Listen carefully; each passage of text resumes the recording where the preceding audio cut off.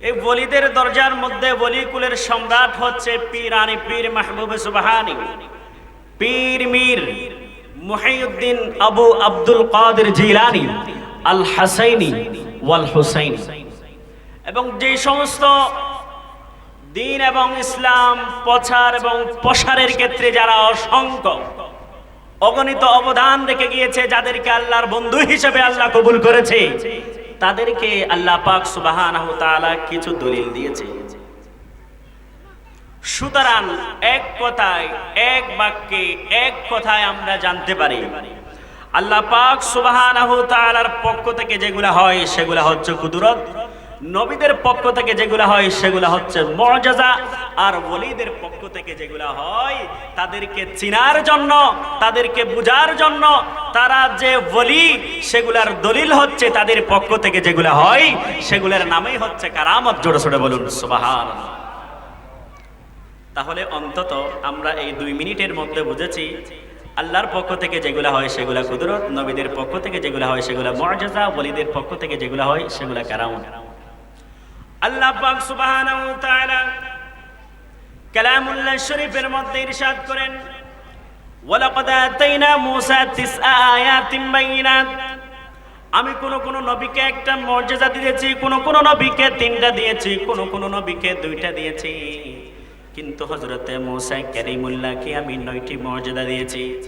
এমন মুআজিজার আমি অধিকারী বানিয়েছি, তাকে আমি এমন একটি নিয়ামত দিয়েছি, তার হাতের মধ্যে আমি যে একটি লাঠি দিয়েছি, এই লাঠিটা যদি নদীর মধ্যে নিক্ষেপ করা হয় তাহলে রাস্তার ব্যবস্থা হয়ে যায়, ব্রিজের ব্যবস্থা হয়ে যায়। সেই ব্রিজটা পার হওয়ার জন্য যদি কোনো আলোর প্রয়োজন হয়, হযরতে মূসা কালিমুল্লাহ পকেটের মধ্যে যদি হাত ঢুকাই দিয়ে আবার যদি বের করে আলোর ব্যবস্থা হয়ে যায়। আর এগুলা আমাদের সাধারণ মানুষের বোঝা আসে না।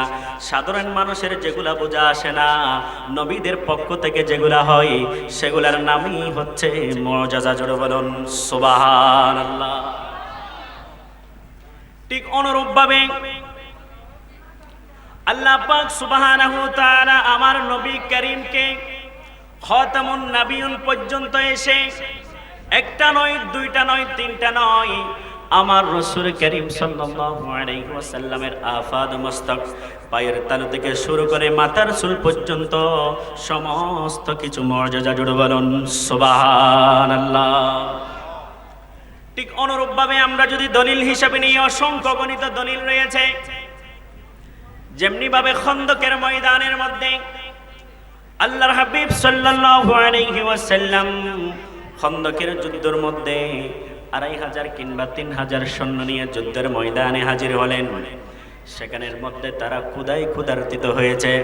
এক সাহাবা এসে বললেন, ইয়া রাসূলুল্লাহ সাল্লাল্লাহু আলাইহি ওয়াসাল্লাম, আমি ক্ষুধার্ত হয়েছি ইয়া রাসূলুল্লাহ, আমার পেটটা একটু আপনি দেখুন, পেটের মধ্যে আমি পাথর বেঁধে রয়েছি। ইয়া রাসূলুল্লাহ সাল্লাল্লাহু আলাইহি ওয়াসাল্লাম, আমাকে একটু খাবারের ব্যবস্থা করে দিন। আল্লাহর হাবিব সাল্লাল্লাহু আলাইহি ওয়াসাল্লাম তাকে ডেকে বলল, ও সাহাবা, দেখো আমিও কত ক্ষুধার্তিত হয়েছি, আমার কত খিদা লেগেছে।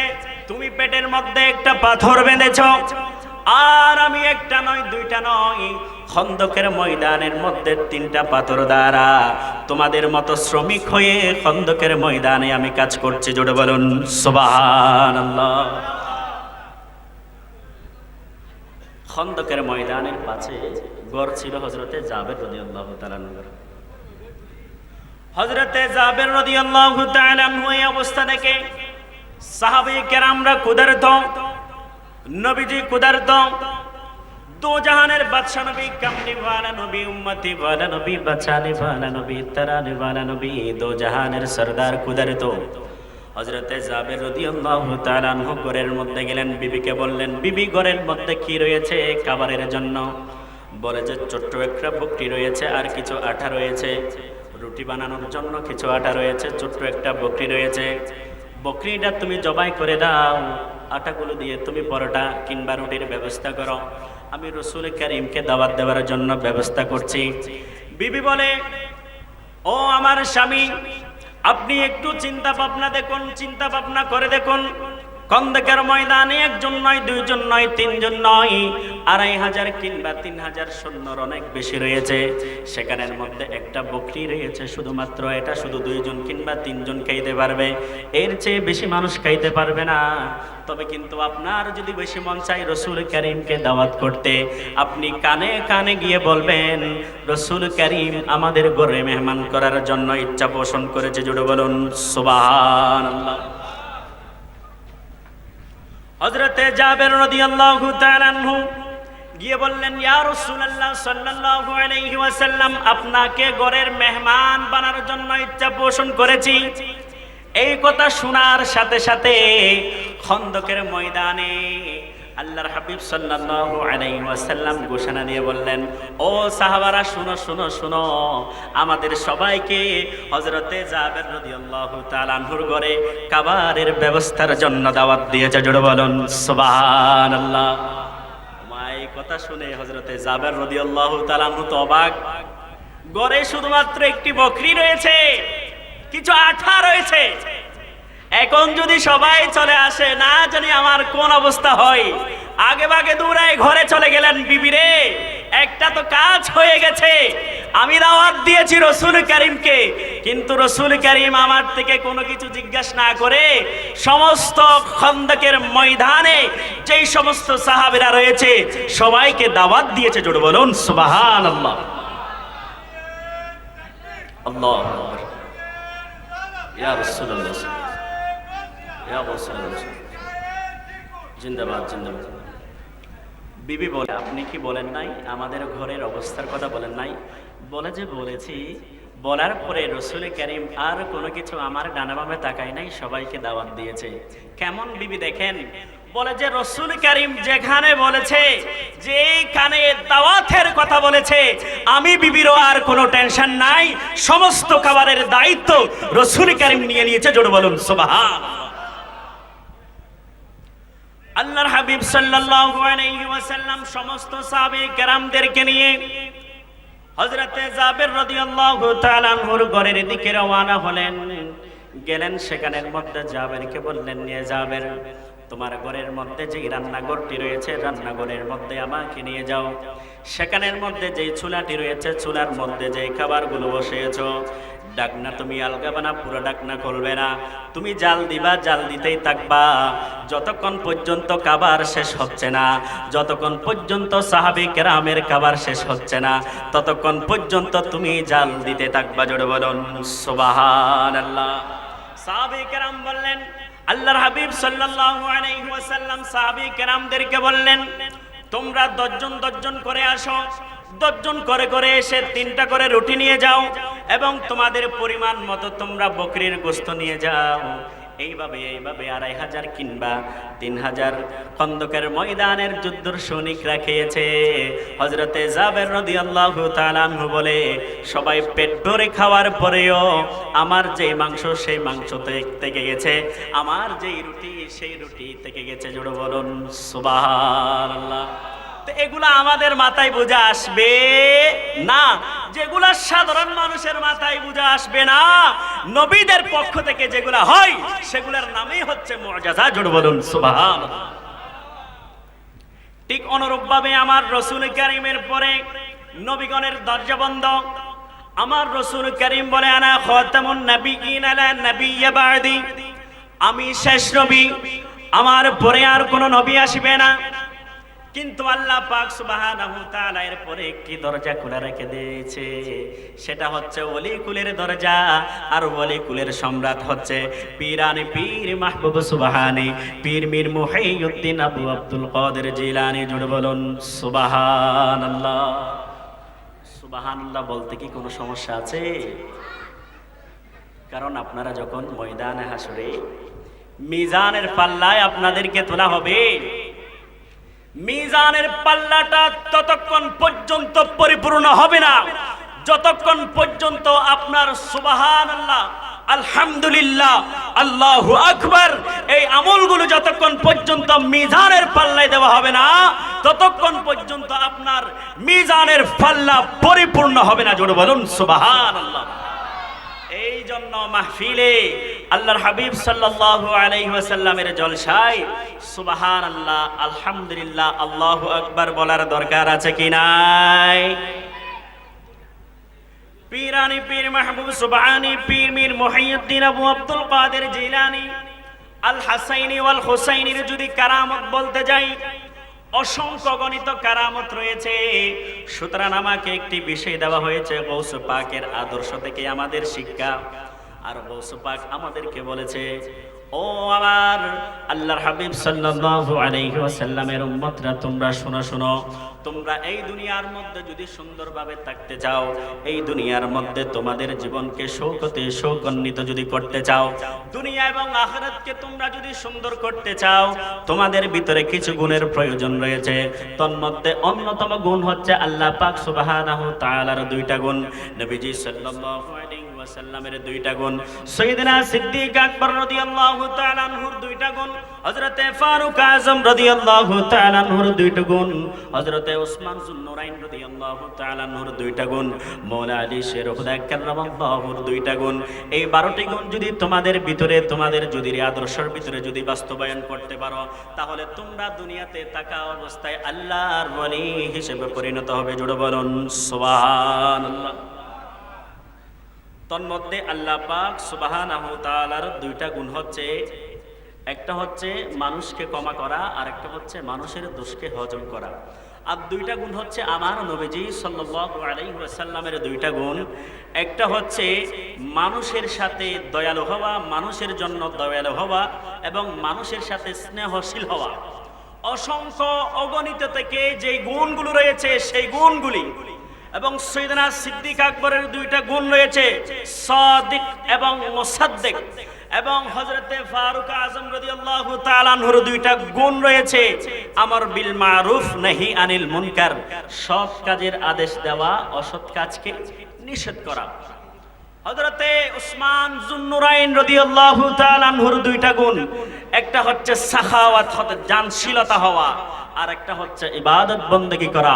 মাওলা আলী শের খুদা কাররামাল্লাহু ওয়াজহার দুইটা গুণ, একটা হচ্ছে ইলম অর্জন করা, আর একটা হচ্ছে সৎ সাহস নিয়ে দুনিয়ার জমিনের মধ্যে বেঁচে থাকা। জোরে বলুন সুবহানাল্লাহ। তন্মধ্যে আল্লাহর হাবিব সাল্লাল্লাহু আলাইহি ওয়াসাল্লামের দুইটা গুণ, এই দুইটা গুণ যদি আমরা বলতে যাই, সারা রাত আলোচনা করলে শেষ হবে না। নবীজি সাল্লাল্লাহু আলাইহি ওয়াসাল্লাম আমাদের জন্য কেমন দয়ালু ছিল, নবীজি সাল্লাল্লাহু আলাইহি ওয়াসাল্লাম আমাদের জন্য কেমন স্নেহশীল ছিল। হাদিসে পাকের দিকে গেলে দেখা যায়, নবীজি সাল্লাল্লাহু আলাইহি ওয়াসাল্লাম একদিন খাতুনে জান্নাত আম্মা জান আয়েশা সিদ্দিকা রাদিয়াল্লাহু তাআলা আনহুকে বললেন, আয়েশা রে, আজ তোমার পালা রয়েছে। বিবিদের মধ্যে আয়েশা সিদ্দিকা রাদিয়াল্লাহু তাআলা আনহুর পালা পড়েছে। আয়েশা রে, আমি তোমার কাছ থেকে আজ আমি অনুমতি চাই। তুমি যদি আজ আমাকে অনুমতি দাও, আমি সারা রাত ইবাদত বন্দেগী করব, নামাজের মধ্যে দিয়ে আজ রাত্রি আমি কাটানোর জন্য ইচ্ছা পোষণ করেছি। আয়েশা, তুমি যদি আমাকে অনুমতি দাও, তুমি যদি তোমার হক নষ্ট করছি সেটা যদি মনে না হয়, তাহলে তুমি আমাকে একটু অনুমতি দাও, আজ সারা রাত মন ভরে আমি ইবাদত করব। জোরে বলুন সুবহানাল্লাহ। বুঝবেন নবীজি সাল্লাল্লাহু আলাইহি ওয়াসাল্লাম আমাদের জন্য কেমন রহমত, আমাদের জন্য কেমন দয়াশীল, আমাদের জন্য কেমন দয়ালু, আমাদের জন্য কেমন স্নেহশীল। আল্লাহর হাবিব সাল্লাল্লাহু আলাইহি ওয়াসাল্লামকে বললেন, ইয়া রাসূলুল্লাহ সাল্লাল্লাহু আলাইহি ওয়াসাল্লাম, আপনি যেটা ভালো মনে করবেন সেটার উপর আমি আয়েশা রাজি রয়েছি, সেটার উপর আমি আয়েশা রাজি আছি। সংক্ষেপে করে বলছি কারণ সময় খুব কম। আল্লাহর হাবিব সাল্লাল্লাহু আলাইহি ওয়াসাল্লাম রাত ভরে ইবাদত বন্দেগী করে, নামাজের মধ্যে টেপ টেপ টেপ টেপ করে কান্না করে, চোখের জল পড়ে, দাড়ি মুবারক ভিজে যায়, এমনকি জমিন পর্যন্ত ভিজে যায়। জমিন যখন ভিজে যায়, খাতুনে জান্নাত আম্মা জান আয়েশা সিদ্দিকা বলে, ইয়া রাসূলুল্লাহ সাল্লাল্লাহু আলাইহি ওয়াসাল্লাম, আপনি তো মাসুম, আপনি তো নবীদের ওই নবী, আপনি তো নবীদের সরদার, আপনি তো খাতামুন নবিয়্যিন, আপনি তো রাহমাতুল লিল আলামিন, আপনি তো দোজাহানের সরদার হওয়ার পরেও আজ এইভাবে কান্না করছেন কেন? বলে যে আয়েশা রে, তুমি কি জানো না ময়দানে হাসরের মধ্যে কোন নবীদের উম্মত থাকবে, একজন কিংবা দুইজন কিংবা 300 জন, এমন ভাবে তারা থাকবে। কিন্তু আমার শ্রেষ্ঠ নবীর শ্রেষ্ঠ উম্মতরা জমিন থেকে আসমান পর্যন্ত ময়দানে হাসরের মধ্যে আমি যেদিকে তাকাই সেদিকেই দেখা যাবে, সেই দিকেই দেখা যাবে, সেখানের মধ্যে তারা পাহাড় পরিমাণ গুনাহ নিয়ে আসবে। আর আমি নবীজি লজ্জিত হয়ে যাব। এই জন্য আমি নামাজের মধ্যে দাঁড়িয়ে দাঁড়িয়ে আমার উম্মতের জন্য দোয়া করে, জোরে বলুন সুবহানাল্লাহ। তো এই দয়াশীল আমাদের হওয়া দরকার আছে কি নাই? এতটুকুর ভিতর সীমাবদ্ধ নয়। আমার নবীজি কাফেরদের জন্যও দয়াশীল। তাইফের ময়দানে তাইফবাসীরা না বুঝে আমার রাসূল কারীমকে কষ্ট দিয়েছে, পাথরে রাগাট করে রক্তাক্ত করেছে। রক্তাক্ত করার পরে কখনো কখনো হাদিসে পাকে দেখে যায় আমার নবীজি তাইফের ময়দানে বেহুশ হয়েছে। আল্লাহ পাক বলে, জিবরাইল আমিন যাও, আমার তো আর সহ্য হচ্ছে না, তাইফ তুমি চুরমার করে দাও। আমার রাসূল কারীম বলে, ওগো রব্বুল আলামিন আহকামুল হাকিমিন, তাইফবাসীরা আমাকে বুঝে নাই, তারা আমাকে চিনতে পারে নাই, কিন্তু হ্যাঁ আমার বিশ্বাস রয়েছে তারা একদিন না একদিন কালিমা পড়ে কালিমা আদায় করবে, তাদের নসল দিয়ে যেই সন্তানগুলো বের হবে তারাই তুমি আল্লাহর ইবাদত বন্দেগী করবে। জোরে বলুন সুবহানাল্লাহ। তাহলে কাফেরদের জন্য আমার নবী দয়াশীল কিনা? সেদিন চাইলে তাইফের ময়দান চুরমার করে দিতে পারতো কি পারতো না? পারতো, কিন্তু দেয় নাই। কাফেরদের জন্য আমার নবী সাল্লাল্লাহু আলাইহি ওয়াসাল্লাম দয়াশীল। শুধু নয়, জঙ্গলের বাঘের জন্য, জঙ্গলের পশুর জন্য আল্লাহর হাবিব সাল্লাল্লাহু আলাইহি ওয়াসাল্লাম দয়াশীল। কেমন দয়াশীল? সাহাবে কেরামদেরকে নিয়ে একদিন আল্লাহর হাবিব সাল্লাল্লাহু আলাইহি ওয়াসাল্লাম রাস্তার পাশ দিয়ে হেঁটে যায়। রাস্তার পাশ দিয়ে যখন হেঁটে যায়, হঠাৎ করে একটা গুইসাপের দেখা হয়ে যায়। গুইসাপটি জীবিত না মৃত্যু। সাহাবারা বলল, ইয়া রাসূলুল্লাহ সাল্লাল্লাহু আলাইহি ওয়াসাল্লাম, এই গুইসাপটি মৃত, জীবিত না। আল্লাহর হাবিব সাল্লাল্লাহু আলাইহি ওয়াসাল্লাম গুইসাপের দিকে একটু অগ্রসর করলেন, গুইসাপকে একটু ইশারা করলেন। ইশারা করার সাথে সাথে গুইসাপ এসে বলে, ইয়া রাসূলুল্লাহ সাল্লাল্লাহু আলাইহি ওয়াসাল্লাম, লাব্বাইকা ওয়া সা'দাইকা ইয়া যাইনা ওয়া ফায়াউনা ইলা ইয়াউমিল কিয়ামা।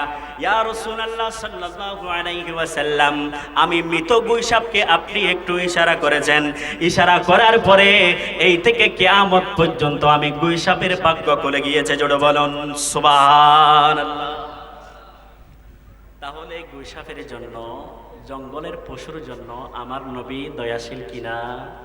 আমার নবীর রহমত গুইসাপের জন্যও, কাফেরদের জন্যও, উম্মতি মুহাম্মদীদের জন্য কেমন রহমত জানেন? ময়দানে হাসরে মাকামে মাহমুদে হাদিসে পাকের দিকে গেলে দেখা যায় একটা লম্বা সিজদা দিবে। সেখানের মধ্যে কেউ কেউ বলেছে 1 সপ্তাহ, কেউ কেউ বলেছে 40 দিন পর্যন্ত আমার নবীজি সিজদারত থাকবে। সেখানের মধ্যে বলবে, রব্বি হাবলি উম্মতি উম্মতি। আল্লাহ পাক সুবহানাহু তাআলা যতক্ষণ পর্যন্ত XYZ সমস্ত উম্মতকে ক্ষমা করবে না, ততক্ষণ পর্যন্ত আমার নবীজি সিজদাকে উঠবে না। জোরে বলুন সুবহানাল্লাহ। তো আমাদের জন্য কেমন রহমত বলাই বা বাহিরে। গুইসাপকে বলল, এই গুইসাপ তুমি কার ইবাদত বন্দেগী করো? গুইসাপ বলল, ইয়া রাসূলুল্লাহ সাল্লাল্লাহু আলাইহি ওয়াসাল্লাম, ফিস সামাই আরশুহু, যিনি আরশের মালিক রয়েছে আমি তার ইবাদত বন্দেগী করি। ইয়া রাসূলুল্লাহ সাল্লাল্লাহু আলাইহি ওয়াসাল্লাম, ওয়া ফিল আরদি সুলতানুহু, জমিন এবং আসমানের মধ্যে যিনি সুলতান রয়েছে আমি তারই ইবাদত বন্দেগী করি। তাহলে একটু চিন্তা ভাবনা করে দেখুন, জমিন এবং আসমানের মধ্যে যিনি সুলতান, যিনি রাজা, তিনি কে? আমরা ইবাদত বন্দেগী করব কার? আল্লাহর। দুনিয়ার কোন সুলতানের ইবাদত বন্দেগী করব না। একটি গুইসাপ আমাদেরকে শিক্ষা দিচ্ছে, ইয়া রাসূলুল্লাহ সাল্লাল্লাহু আলাইহি ওয়াসাল্লাম, আমি জঙ্গলের গুইসাপ, ওয়া ফিস সামাই আরশুহু, যিনি আরশের মালিক রয়েছে আমি তার ইবাদত বন্দেগী করি। ওয়া ফিল বাহরি সুলতানুহু, জমিন এবং আসমানের মধ্যে যিনি রাজা রয়েছে, যিনি সুলতান রয়েছে, যার কোনো আকার নাই, যার কোনো ইকার নাই, লা ইলাহা ইল্লাল্লাহ, আমি এই গুইসাপ তারই ইবাদত করি। জোরে বলুন সুবহানাল্লাহ। এরপরে গুইসাপকে বললেন, হে গুইসাপ, ওয়াফিল জান্নাতি রাহমাতুহু, গুইসাপ বললেন, ইয়া রাসূলুল্লাহ সাল্লাল্লাহু আলাইহি ওয়াসাল্লাম, জান্নাতের মধ্যে যার রহমত রয়েছে, জান্নাতের মধ্যে যার নাজ নিয়ামত রয়েছে, জান্নাতের মধ্যে যার অসংখ্য গণিত নিয়ামত রয়েছে, আমি তারই ইবাদত বন্দেগী করি। এখন জান্নাতের বর্ণনা যদি যেতে যাই, অসংখ্য গণিত আলোচনা চলে আসে। গুইসাপ বলল, ইয়া রাসূলুল্লাহ সাল্লাল্লাহু আলাইহি ওয়াসাল্লাম, ওয়া ফিন নারি কাবু, জাহান্নামের মধ্যে যার শাস্তি রয়েছে, জাহান্নামের মধ্যে যার হুকুমে শাস্তি চলে, আমি তারই ইবাদত বন্দেগী করি। জাহান্নামের যদি একটু বর্ণনা দিই, জাহান্নাম একটি এমন জাহান্নাম, আল্লাহর হাবিব সাল্লাল্লাহু আলাইহি ওয়াসাল্লাম মালিক নামক সরদার থেকে যখন মেরাজ গমন করেছে, মালিক নামক সরদার থেকে জিজ্ঞেস করে অনুমতি নিয়ে জাহান্নাম পরিদর্শন করলেন। সেখানের মধ্যে দেখতে পেলেন অসংখ্য অগণিত জাহান্নামের মধ্যে মানুষ শাস্তি অবস্থায় রয়েছে। আল্লাহর হাবিব সাল্লাল্লাহু আলাইহি ওয়াসাল্লাম দুই চোখের পানি ছেড়ে দিয়েছে, বলে, জিবরাইল, এই সমস্ত ব্যক্তিরা কারা যাদের এমন ভাবে শাস্তি দেওয়া হচ্ছে? তারা নিজের নখগুলো, তামার নখগুলো দিয়ে নিজের মাংস থেকে, নিজের শরীর থেকে মাংসগুলো আলাদা করে ফেলছে। ইয়া রাসূলুল্লাহ সাল্লাল্লাহু আলাইহি ওয়াসাল্লাম, এগুলা হচ্ছে আপনার সেই সব উম্মত, আপনার শ্রেষ্ঠ নবীর শ্রেষ্ঠ উম্মত, যারা দুনিয়াতে থাকা অবস্থায় একে অপরের সমালোচনা করেছে তথা গীবত করেছে। গীবত করার কারণে আজ জাহান্নামের মধ্যে তাদেরকে এই শাস্তি দেওয়া হচ্ছে। জোরে বলুন নাউযুবিল্লাহ। কোরআন এবং হাদিসের আলোচনাগুলো শোনার দরকার আছে কি নাই? নাকি আমি নাত পড়ব? আপনারা একটু আরেকটু কাছে আসেন, পিছনে যারা আছে তাদেরকে একটু সুযোগ করে দেন, একটু দরুদ শরীফ পড়েন। আল্লাহুম্মা সাইয়্যিদিনা মাওলানা মুহাম্মদ ওয়া আলা আলি সাইয়্যিদিনা।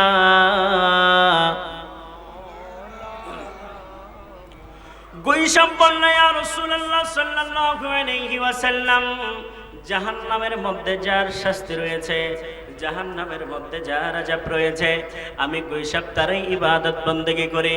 গুইসাপকে বললেন, হে গুইসাপ, তুমি কি জানো আমি কে? ওয়াজিদ মান আনা, তুমি কি জানো আমি কে? গুইসাপ বলল, ইয়া রাসূলুল্লাহ, আনতা রাসূলা রাব্বিল আলামিন, আনতা রাসূলা রাহমাতাল লিল আলামিন, আপনি হচ্ছে সমগ্র জাহানের রাহমাতুল লিল আলামিন। নয় নয় নয় নয়, আপনি হচ্ছে খাতামুন নবিয়্যিন। আপনার ইশারা, আপনার গোলামিতে যে মুগ্ধ হবে, আপনার গোলামিতে যে গোলামিতে মশগুল হবে, আপনাকে যারা মুহাব্বত করে অতি অন্তরের মধ্যে জায়গা দিবে, তারা এই থেকে কিয়ামত পর্যন্ত ওই সমস্ত গোলামের ভাগ্য খুলে যাবে। জোরে বলুন সুবহানাল্লাহ। তাহলে রাসূল কারীমের গোলামির প্রয়োজন আছে কি নাই? এই জন্য শায়ের বলে, দুঃখের দিনের দরদি মোর নবী কামলিওয়ালা,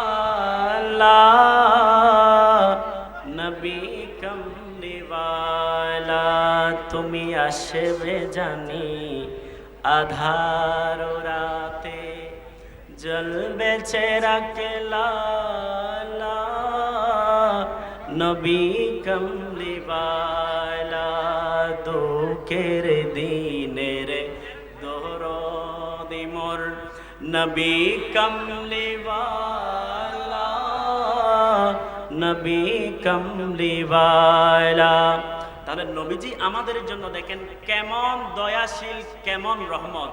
তাহলে নবীজির আদর্শ আমাদের ভিতরে বাস্তবায়ন করার দরকার আছে কি নাই?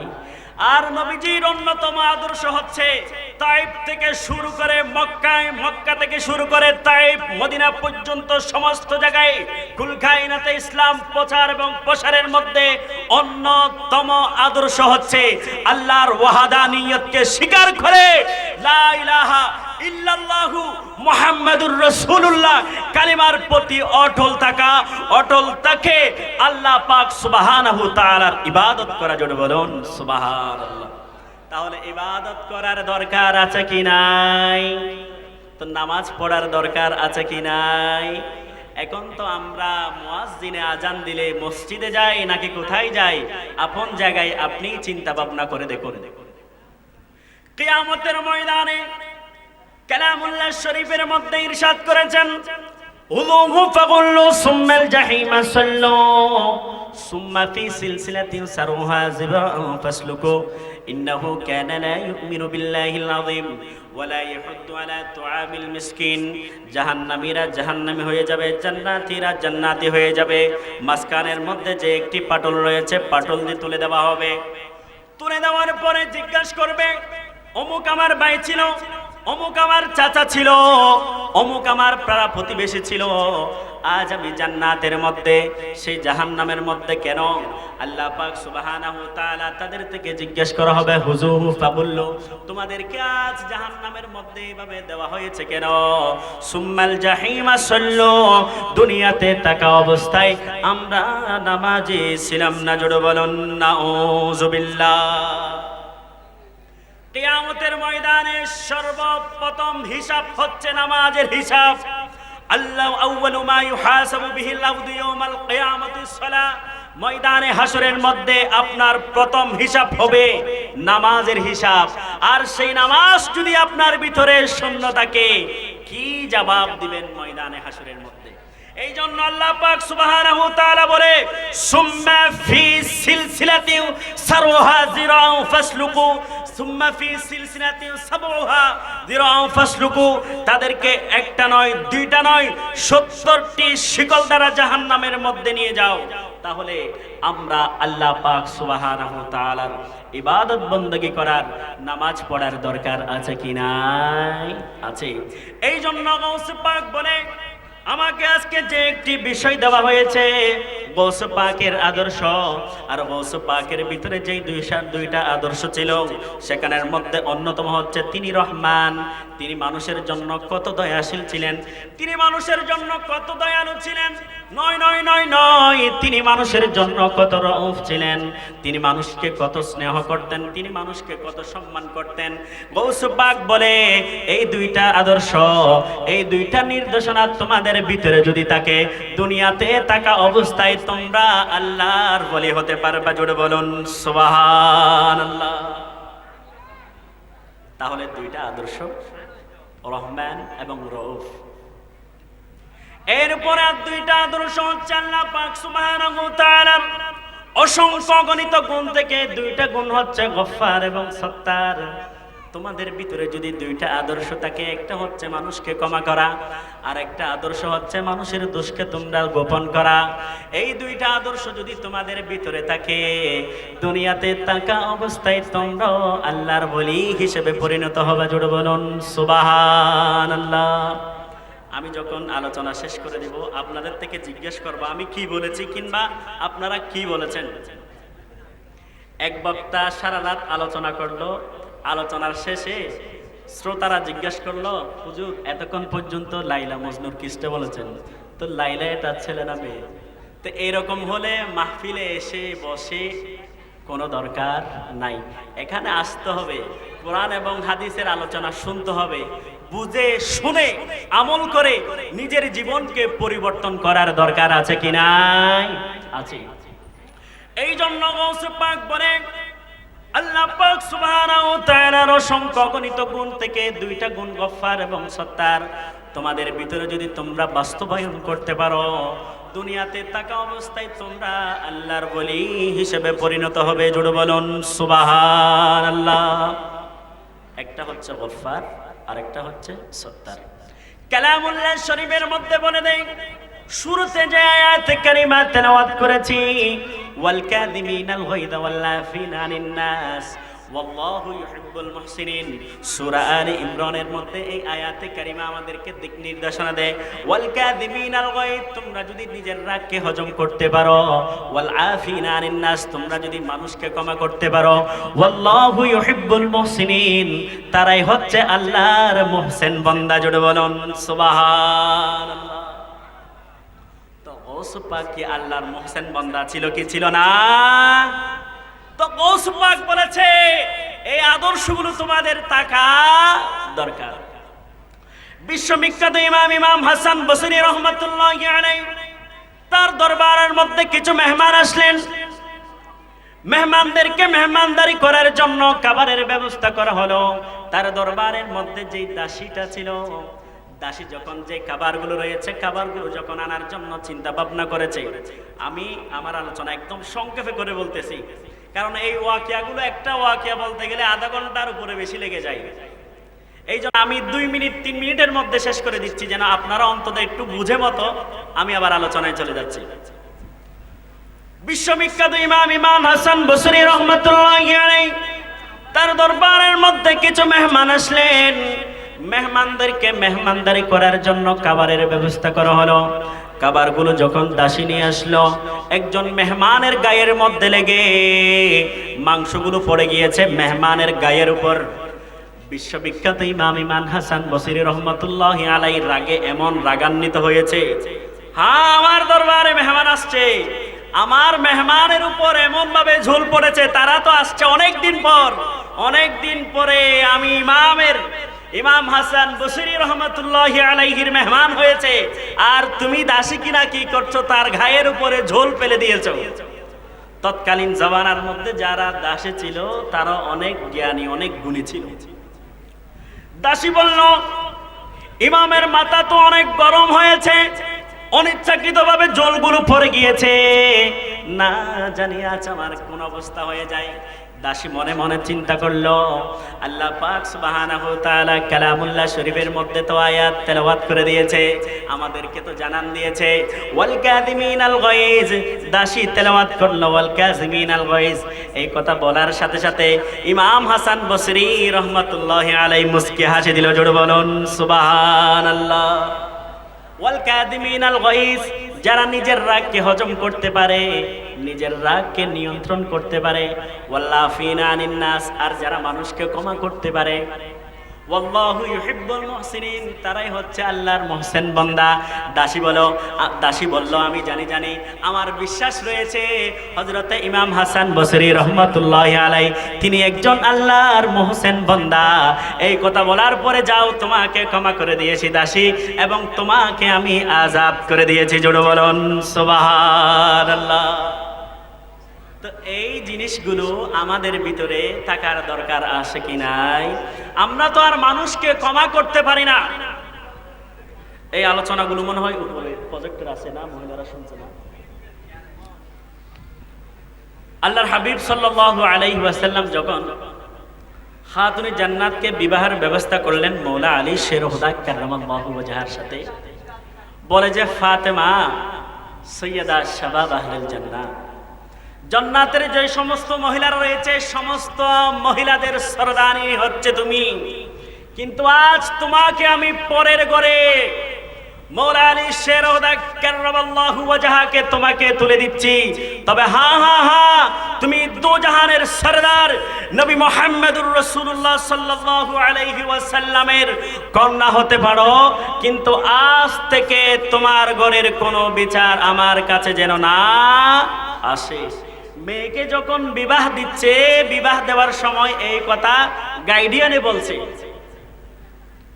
আমাদের মহিলারা, আমাদের মা বোনরা একটু লক্ষ্য করুন, হযরতে সৈয়দা শাবাব আহলুল জান্নাহ হযরতে ফাতেমাতুজ জোহরা রাদিয়াল্লাহু তাআলা আনহুকে বিবাহ দেওয়ার পরে একদিন বাবার ঘরের মধ্যে আসলেন। যখন নামাজ আদায় করতেছে, নামাজ আদায় করার সময় বসে বসে নামাজ আদায় করতেছেন, আল্লাহর হাবিব সাল্লাল্লাহু আলাইহি ওয়াসাল্লাম বলে, ফাতেমা রে তুমি তো এখনো ইয়ং, তুমি কেন বসে বসে নামাজ আদায় করছো? ইয়া রাসূলুল্লাহ, ও আব্বাজান, আপনি কি জানেন আমি যে পরিধানকৃত কাপড় রয়েছে সেটার মধ্যে একটু ছিদ্র রয়েছে। এই ছিদ্র যদি আপনি দেখেন, আপনার মনের মধ্যে মনে হবে মাওলা আলী শের হুদা কাররামাল্লাহু ওয়াজহা আমাকে কোনো অশান্তির মধ্যে রেখেছে, কাপড়ের অশান্তির মধ্যে রেখেছে, এটা আপনার মনে হবে বিদায়। এই জন্য আমি বসে বসে নামাজ পড়ছি। জোরে বলুন সুবহানাল্লাহ। এই শিক্ষাটি আমাদের মহিলাদের হওয়ার দরকার আছে কি নাই? এখন তো ঘরের মধ্যে দেখছি একটার সাথে একটা লাগলে এটা বাপের বাড়িতে চলে যায়, আর সংসারও নষ্ট হয়ে যায়। এখন অ্যাভেলেবেল হচ্ছে না। এই জন্য ঘরের কথা বাপের বাড়িতে যাওয়া যাবে যাবে না।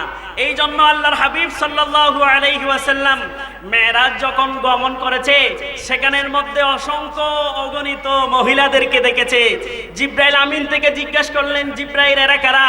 ইয়া রাসূলুল্লাহ, এরা হচ্ছে আপনার শ্রেষ্ঠ নবীর শ্রেষ্ঠ উম্মত। কেন দেওয়া হচ্ছে বেশিরভাগ মহিলা কেন? বলে যে মহিলারা কোন একটা কিছু দেখলে সেটা নিয়ে সমালোচনা করে, একে অপরের কথা লাগায়, ঘুরে বেড়ায়। এই জন্য তাদেরকে আজ জাহান্নামের মধ্যে শাস্তি দেওয়া হচ্ছে। জোরে বলুন নাউযুবিল্লাহ। তাহলে আমাদের আলোচনা থেকে শিক্ষাগুলো নিতে হবে, আলোচনায় আসলে হবে না, আলোচনা থেকে শিক্ষাগুলো নিতে হবে। গৌস পাক বলেন, আল্লাহ পাক সুবহানাহু ওয়া তাআলার দুইটা গুণ, অসংখ্য গণিত গুণ থেকে দুইটা গুণ গফফার এবং সত্তার যার ভিতরে থাকবে, তারাও দুনিয়াতে থাকা অবস্থায় আল্লাহর মুহসিন বান্দা হিসেবে পরিণত হবে। আল্লাহর হাবিব সাল্লাল্লাহু আলাইহি ওয়াসাল্লাম আমাদেরকে কিছু ফর্মুলা দিয়ে গেছেন। বলে যে তোমরা যদি তোমাদের রাগকে যদি তোমরা হজম করতে চাও, তোমাদের রাগকে যদি তোমরা নিয়ন্ত্রণ করতে চাও, আমি কিছু তোমাদেরকে উপায় দিয়ে দিয়েছি। এগুলা যদি তোমরা তোমাদের ভিতরে বাস্তবায়ন করো, তোমাদের মুহূর্তের মধ্যে রাগ ঠান্ডা করে দিবেন তিনি কে? হযরতে সুলাইমান ইবনে সুরত রাদিয়াল্লাহু তাআলা আনহু তিনি বলেন, দুইজন ব্যক্তি আল্লাহর হাবিব সাল্লাল্লাহু আলাইহি ওয়াসাল্লামের সামনে একজন অপরজনকে গালিমন্দ করতে লাগলো। আল্লাহর হাবিব সাল্লাল্লাহু আলাইহি ওয়াসাল্লামের সামনে, আল্লাহর হাবিব সাল্লাল্লাহু আলাইহি ওয়াসাল্লামের সামনে দুইজন ব্যক্তি একে অপরকে গালিমন্দ করতে লাগলো। এমন পর্যায়ে একজনের দুই চক্ষুগুলো লাল হয়ে গিয়েছে, নয় নয় তার ঘাড়ের যে রগগুলো রয়েছে রগগুলো ফুলে গিয়েছে। রাসূল করিম সাল্লাল্লাহু আলাইহি ওয়াসাল্লাম বলে, তোমাদেরকে আমি দেখেছি, তোমাদেরকে আমি খেয়াল করেছি, তুমি রাগে এমন ভাবে রাগান্বিত হয়েছো, তোমার দুই চক্ষু লাল হয়ে গিয়েছে, তোমার গায়ের যে রগগুলো রয়েছে রগগুলো ফুলে গিয়েছে। এটা থেকে বাঁচার জন্য তোমাদের জন্য একটা দোয়া রয়েছে, সেই দোয়া যদি তোমরা পড়ো, তোমাদের মুহূর্তের মধ্যে রাগ ঠান্ডা করে দিবেন তিনি কে? মজার বিষয় হচ্ছে দোয়াটা আমরা সবাই জানি। আল্লাহর হাবিব সাল্লাল্লাহু আলাইহি ওয়াসাল্লাম বলে, শোনো শোনো, যেই দোয়াটি পড়লে তোমাদের রাগ ঠান্ডা হয়ে যাবে, সেই দোয়াটি হচ্ছে আউযু বিল্লাহি মিনাশ শাইতানির রাজীম। এই দোয়া, এটাই হচ্ছে দোয়া। রাগ থেকে পরিত্রাণ পাওয়ার জন্য, রাগকে নিয়ন্ত্রণ করার জন্য আল্লাহর হাবিব বলেছে, এই দোয়া যদি তোমরা পড়ো, মুহূর্তের মধ্যে তোমাদের রাগকে ঠান্ডা করে দিবেন তিনি কে? এই দোয়া আমরা সবাই জানি। তাহলে আজকের এই আলোচনা থেকে, আজকের এই সাপুরি সংলগ্ন হাজী মুন্সি সৈয়দ আহমদ নবীন জানের পরিবারের পক্ষ থেকে জশ্নে জুলুসে ঈদ মিলাদুন নবী সাল্লাল্লাহু আলাইহি ওয়াসাল্লাম থেকে আমরা শিক্ষা নিব। আমাদের যখন রাগ আসবে, আমরা সাথে সাথে পড়ব আউযু বিল্লাহি মিনাশ শাইতানির রাজীম। আর রাসূল কারীম বলে, এই দোয়া যদি তোমরা পড়ো, মুহূর্তের মধ্যে তোমাদের রাগকে ঠান্ডা করে দিবেন। জোরে বলুন সুবহানাল্লাহ। এক নম্বর উপায় হচ্ছে তোমরা দোয়া পড়ো। দ্বিতীয় নম্বর উপায় হচ্ছে তোমরা চুপ থাকো। তোমাদের যখন রাগ চলে আসবে তোমরা চুপ থাকো। কেমন চুপ থাকা? তোমরা যখন কলেজের মধ্যে টিচিং দাও, তোমরা যখন ছাত্রদেরকে পড়াও, অনেক সময় যদি মনোমালিন্য হয়ে যায়, অনেক সময় যদি পড়া না পারে, শুধু নয় পরিবারের মধ্যে ফ্যামিলির মধ্যে, ঘরের মধ্যে, পরিবারের মধ্যে তোমাদের যদি কথার অমুখ হয়ে যায়, কথার এদিক হয়ে যায়, কথার সেদিক হয়ে যায়, তোমাদের যখন রাগ চলে আসে, তোমরা চুপ থাকো। চুপ থাকলে তোমাদের রাগকে মুহূর্তের মধ্যে ঠান্ডা করে দিবেন তিনি কে?